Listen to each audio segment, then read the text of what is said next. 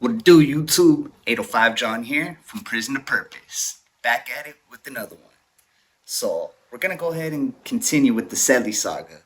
I had a subscriber that had a personal request and he wanted to hear about the best Celly I ever had. So, you guys heard about my first Celly, and I mentioned about the worst Celly I ever had, and I've also mentioned about the best Celly I ever had. So, I figured we'll kick it off with this one. First of all, because the subscriber requested it. Second of all, the worst Celly is going to be like a 2 or 3 part series.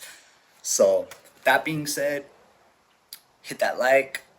If you're new to this channel, subscribe. Please hit that bell. Make sure you guys are notified when I drop new videos. It's highly, highly appreciated. Get this channel into the algorithm and, grow together. You drop a comment. I do respond to all of them. I see all your guys' comments and I really do appreciate them. And I also want to give a shout out to everybody that showed up to the live earlier today and the one that I had last night.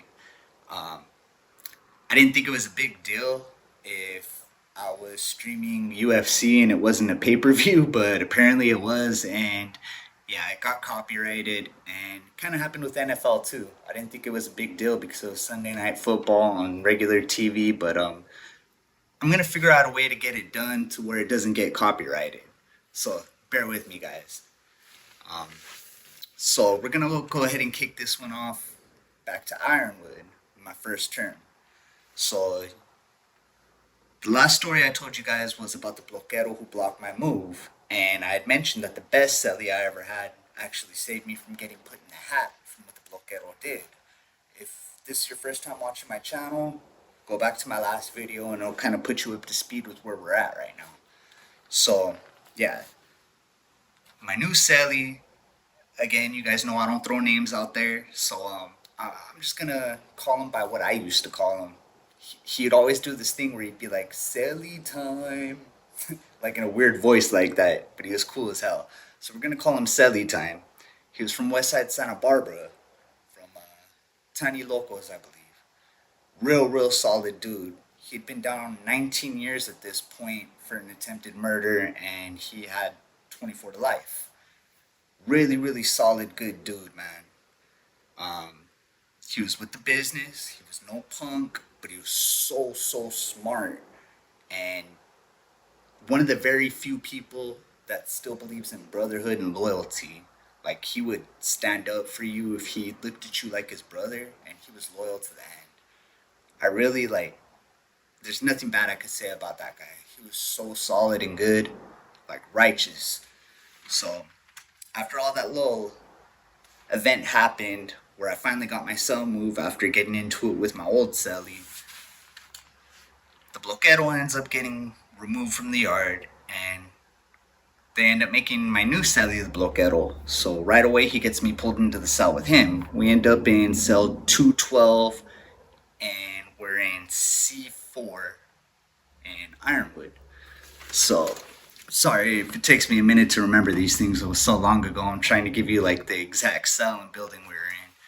But yeah, we're in C4, cell 212, right in the middle on the top tier on A side. And dude, it was cool going from where I was to going up with him. I just came from a celly that we were bumping heads. He kind of wasn't all there. He didn't really have anything. I was having to share everything with him, and I'm not complaining about that. I'm the type that if I live with you, I'm gonna give you half of what I got. If I'm down to one soup, you're eating half with me. But the thing was, that dude was really ungrateful, and I still looked out for him. It just made me feel some type of way. I'm not gonna lie, it kind of made me bitter and resentful to him the way that he acted, and I still took care of him. So to go upstairs to a new cell with a guy that has everything and somebody that could actually put me up on game and teach me stuff. Again, he's been down 19 years. This is his first level 3 yard. He'd been Pelican Bay for the longest on 180, and he had just been down. I want to say he'd been in Ironwood for about 3 or 4 years before I got there. And it's funny because you got to remember, I still haven't been there a full year yet. I want to say I'd been there maybe like, uh, no, I want to say about a year. I want to say about a year. But I just remember asking him one day, I was like, hey, how long did it take for you to get used to this heat? Because again, he told me he'd been there about 3, 4 years, and he just laughs at me. He's like, Celly time. He's like, you don't get used to this heat. And he just starts laughing at me. I was like, oh man. Because, dude, it's like 115, 120 degrees every day for about 10 months out of the year. And then when it gets cold, it's ridiculously cold. There's never any in between. But yeah, so I move up there with him, and this dude has everything.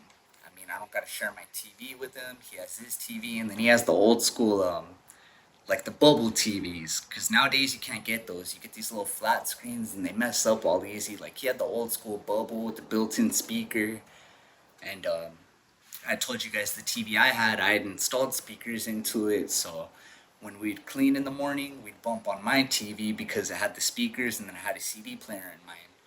And during the day, out of respect, if we weren't bumping on my TV, I would hook up the headphones and listen to my TV through the headphones because his had a speaker and didn't have a headphone jack. But yeah, I mean, dude had everything. So I'm going to store. I'm not gonna lie to you and say I was going 220 every month. Excuse me, but I'm going like 120, 150 every month. He's going 220 every month, getting a package every quarter. I'm getting a package every quarter.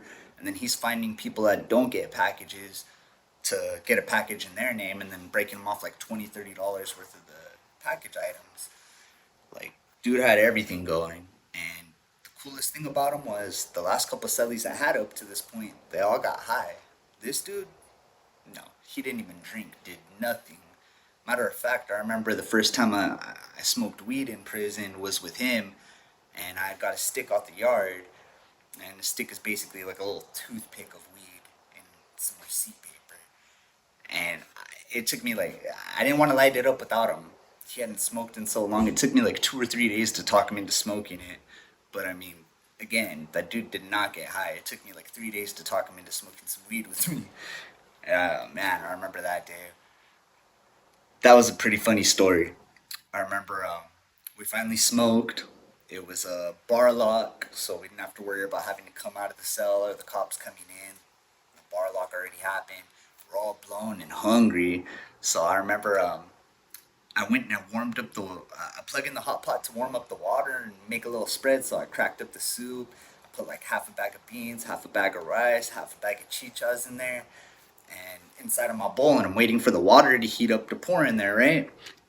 We were so blown, we forgot about the water, and we were so hungry, we started eating that crap dry.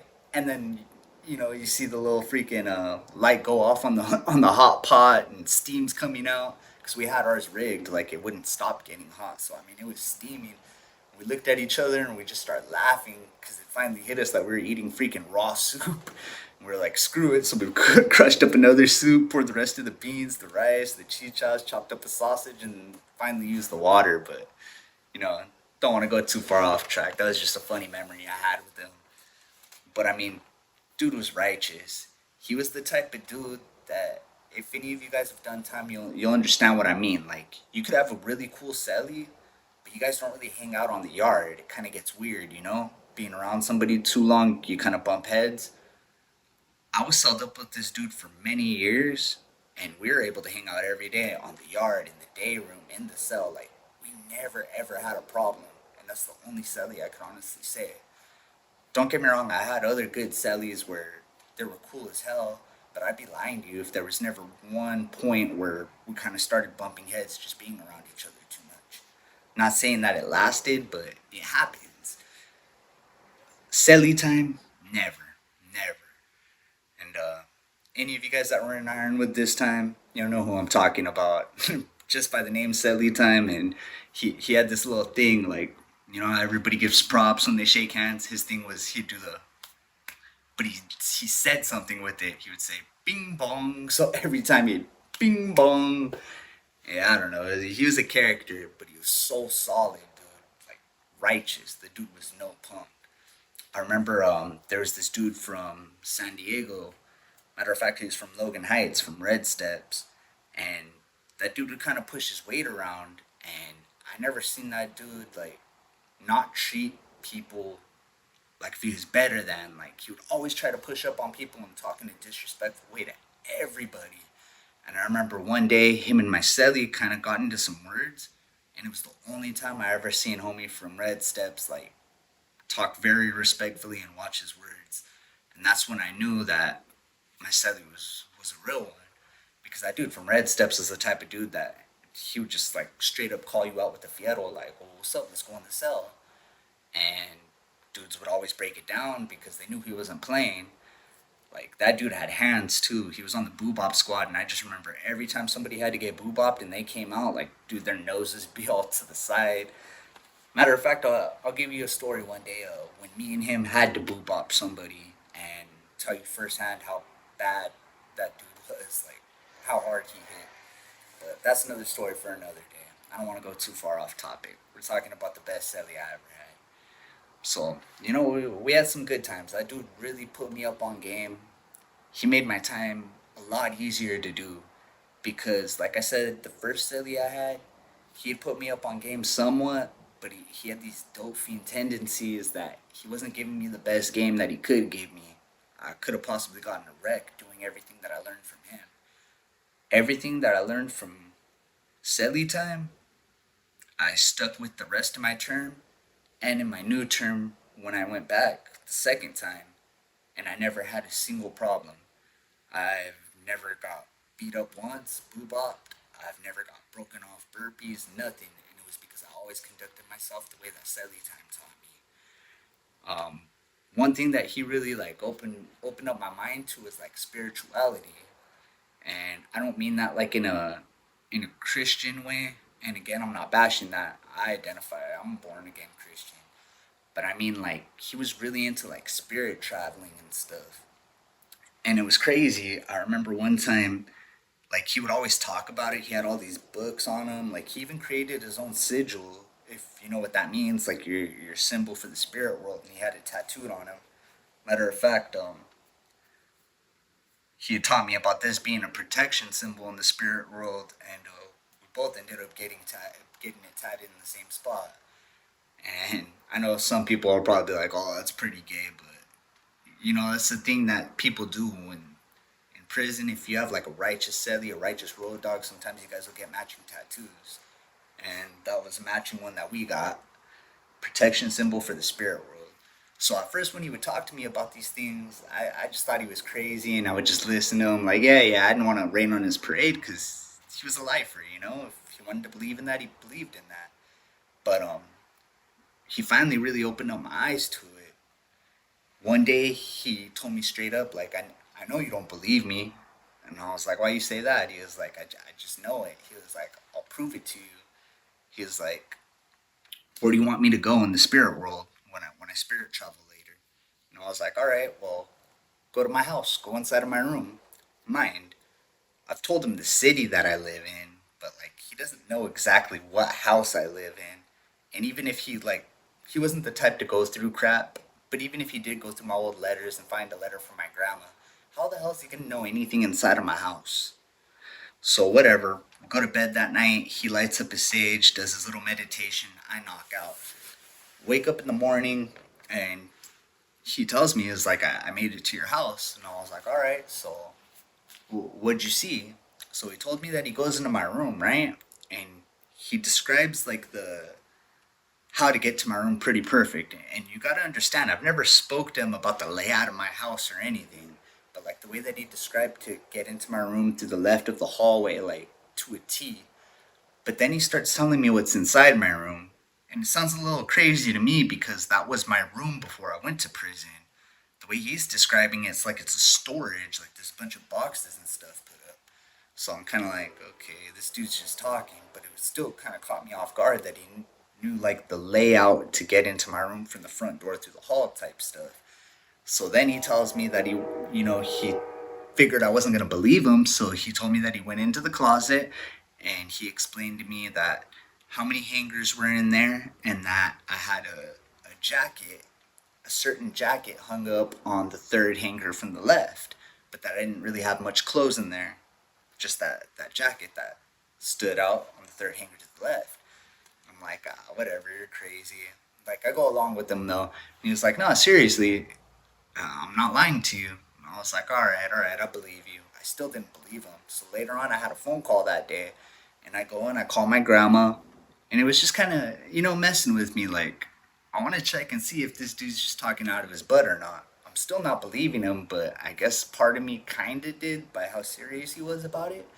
So I asked my grandma, well, first I asked her, what's up with my room?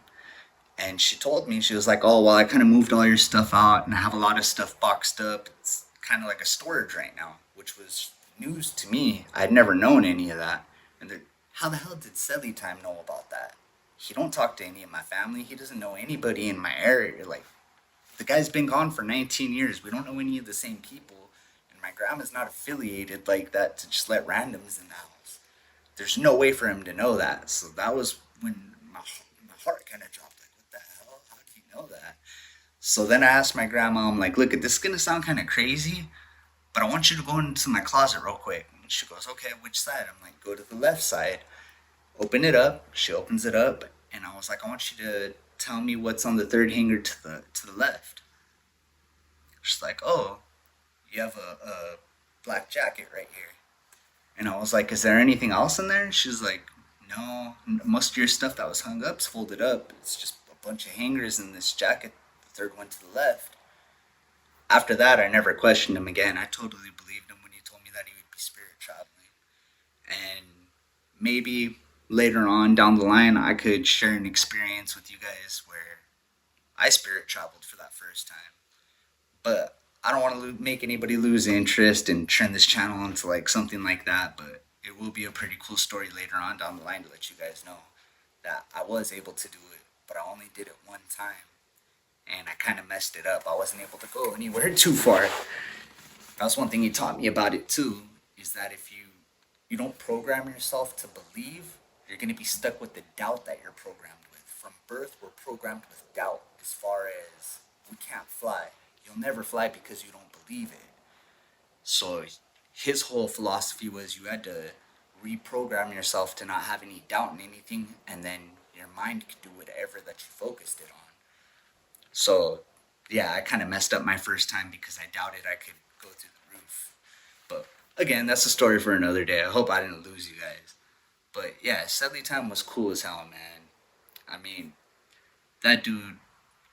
I remember at this time, I I didn't really get money from my grandma like that because she wasn't doing too good. Like I would always have like these fat girls on the team that I would find and get money from.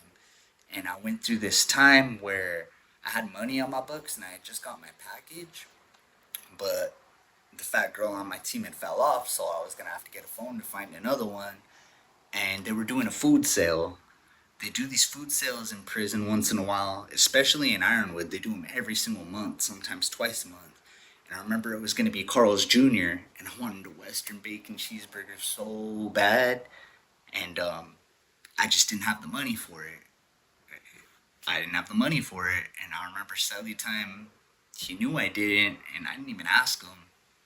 But that dude, he ended up getting me two Western bacon cheeseburgers, some fries. Like, he was tight like that. You didn't even have to ask him.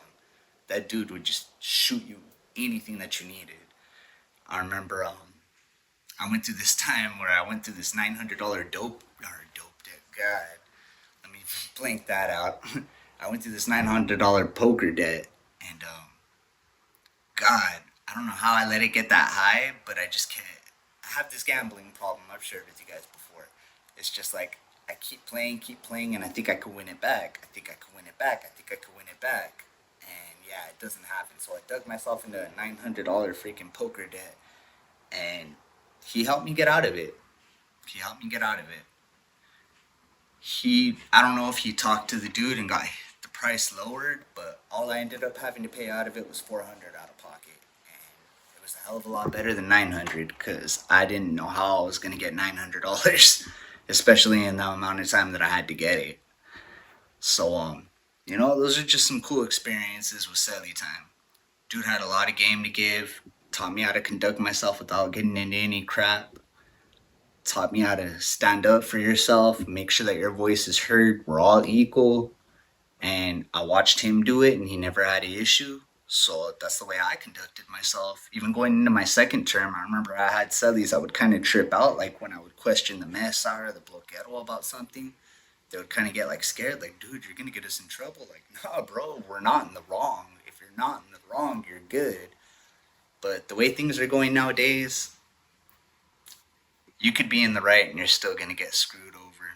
I've seen it happen, and maybe I just got lucky that I never got screwed over like that. And I'm just gonna say that I'm blessed for it, because a lot of good dudes were in the right and got screwed over.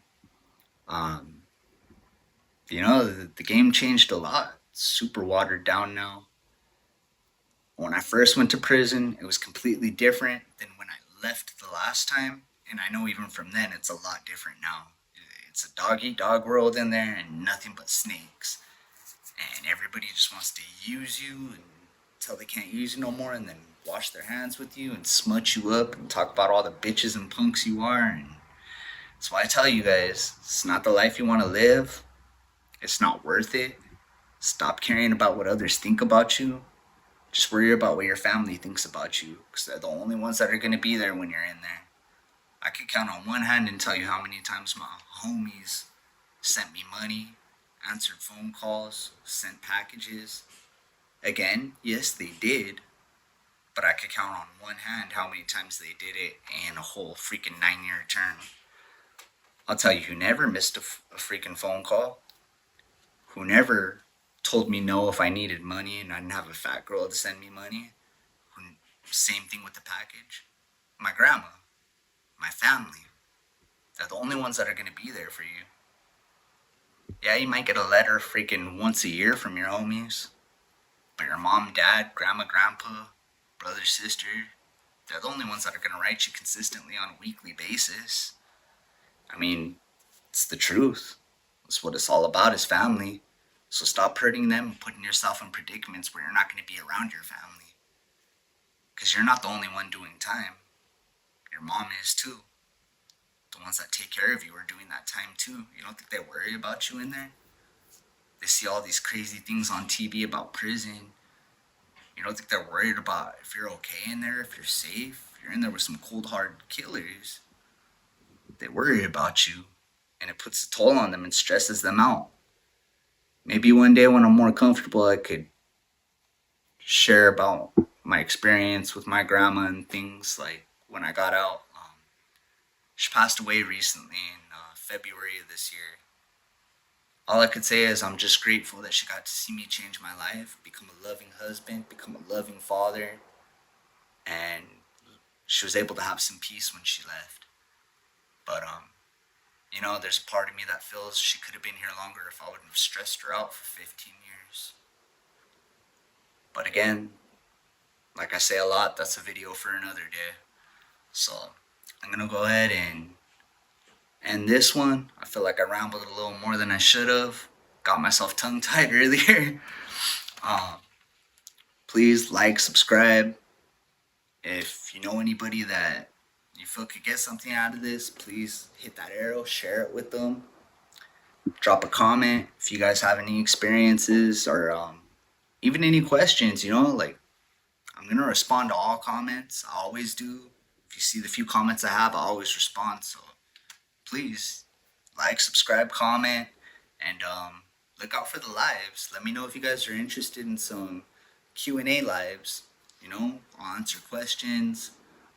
Maybe let some of you guys jump on. I got some ideas for this channel. I just want to make sure you guys are all for it, because it's really for you guys. I want you guys to get something out of this and learn from my mistakes. So until next time, 805 John from Prison to Purpose. Peace.